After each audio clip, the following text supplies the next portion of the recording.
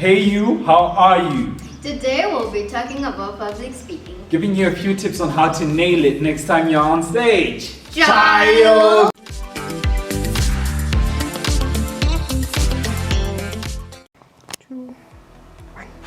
Hi UNetwork family, my name is Sitali Ngandu and I'm here to present to you the importance of tonality and the power of silence. As we all know, our voice is an instrument and the melody in which we speak is what we call our tone.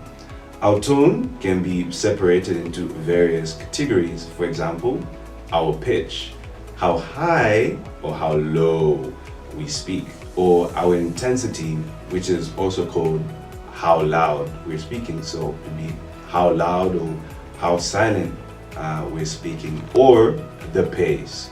This is the silence in between every word in which we speak. So as we speak, we use certain things like emphasis. For example, I'm going to say this one phrase. I'm going to first say neutral, and I'm going to change the emphasis of every word every time I say it. This is the phrase. I never said she took the money. I never said she took the money.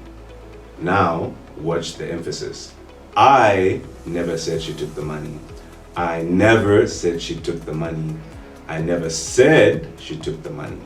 I never said she took the money. I never said she took the money. I never said she took the money. So for every time I change the emphasis of a word, I changed the meaning. So we need to use our tonality and all these aspects in our tone, including emphasis, to emphasize or to improve the efficiency of the message in which we're trying to pass on from ourselves to others. Now I'm about to talk about the power of silence, and I'm going to give you a few tips to help you along. For example, there is something we call the 4-second rule. This is a brief pause before you start speaking. This is what a lot of very good speakers use whenever they're about to start engaging with an audience. They do this so they can compose themselves, and at the same time, they give the listeners an opportunity to settle down to listen. So the next time you are in an audience and you're trying to speak, you can try this, the 4-second rule. Another piece of advice I would like to give you is silence. A lot of us, when we're nervous, we tend to keep talking and talking, which really makes the listeners agitated because they're forced to take all this information from you. And on the opposite spectrum, sometimes we run out of things to say and we say the two most favorite words, We've got ums and ums. So my advice is to change the ums and ums with a pause so you can think. Because the reality is, whenever you pause before you speak, the idea is people would take that as you actually thinking about what you're saying. But if you use an and an you're telling everyone you don't know what to say.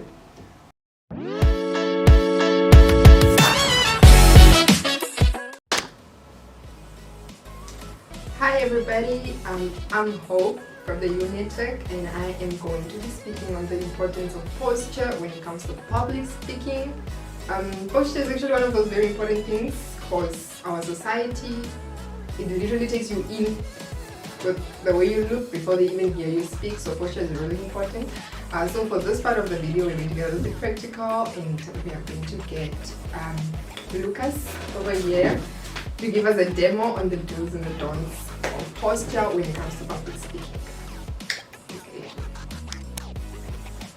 Okay, so before we get into the posture part, we're going to look at a few tips that aren't necessarily posture, but they contribute to good posture as well. So the first one is that your appearance matters. So you always want to look your best, right? So it doesn't need to be anything flashy or anything or brand names or stuff. You just want to have like a clean and appropriate look for the occasion. So if you're going to a formal event, you want to wear something a little bit formal. You're going to a casual event, you want to tone it down a little bit, but a clean and appropriate look for the occasion.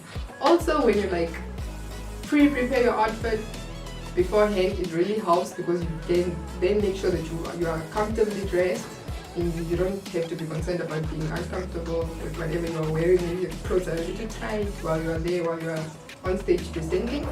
And you know, when you look good, you also feel good and your confidence is already like surged up. Okay. So, oops, record. Yes. Record. Okay. Okay, so now for the posture, we have a rule of thumb.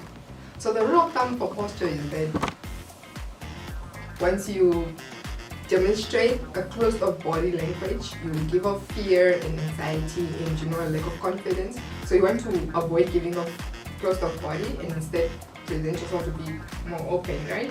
So we're going to get into do's and don'ts for like closed-off body to open body language, right? For good posture. So what we're going to start off with is your shoulders. Most of the time when people are speaking, they have like their shoulders all slouched and down. So what you want to do is you want to have your shoulders pulled back, and you want your chest out and your shoulders pulled down a little bit, right? So that you demonstrate good posture, and you want to ensure that you are comfortable while at it as well. Not too much to strain yourself, right? So good posture is important when it comes to that part. And then the next thing that you want to do is that your arms, you want to ensure that your arms are not crossed over your body, because this is indicating like you're closing off yourself, right? So you want to ensure that your arms are not closed off over your body, or your one arm is not holding, your one hand is not holding the other arm, or they're not crossed over at your back, anything of that kind. Instead, what you should do with your arms is you should have them hanging loosely at your side, comfortably at your side, or you should use your hands or your arms to demonstrate parts of your conversation, right? It should also be part of your convo, right? And like when you are demonstrating with your hands, you want to rather demonstrate or show the inner part of your hand rather than the outside, because your inner part of the hand is more open and it's more approachable, right? So that also enhances your speech or your conversation as well.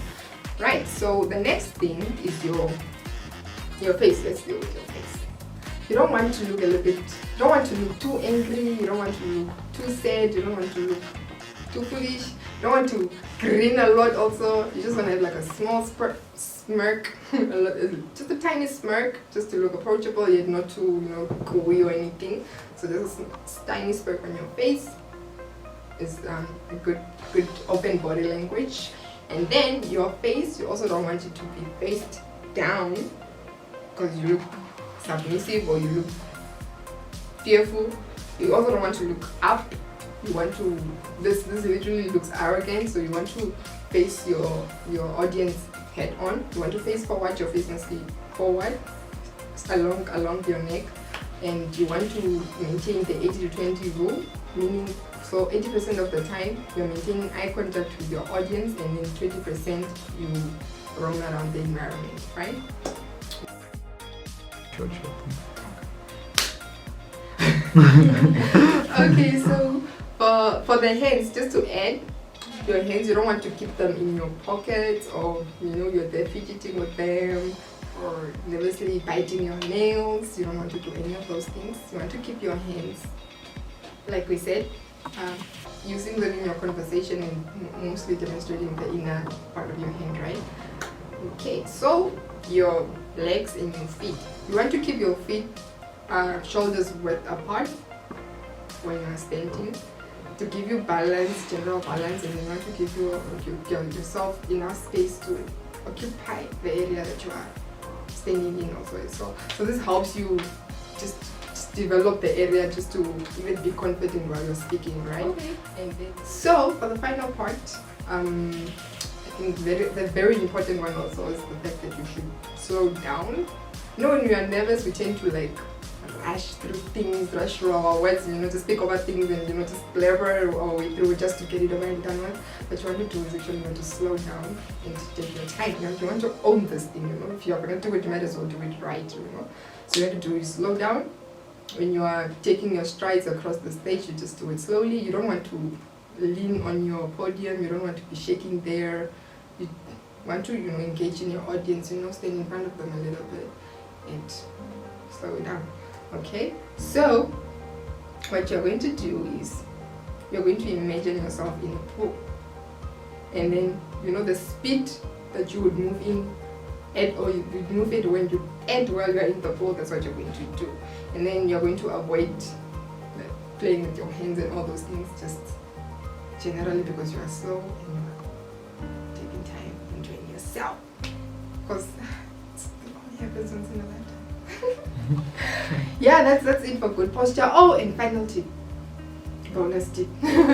What you want to do is you don't want to, when you're pointing at the audience, you don't want to point using your finger, it looks a little bit aggressive. So when you're pointing to the audience, you want to use your hand or anything else, but you don't want to just point with your finger. Yep, that and a lot more, guys. But establish yourself, start with that.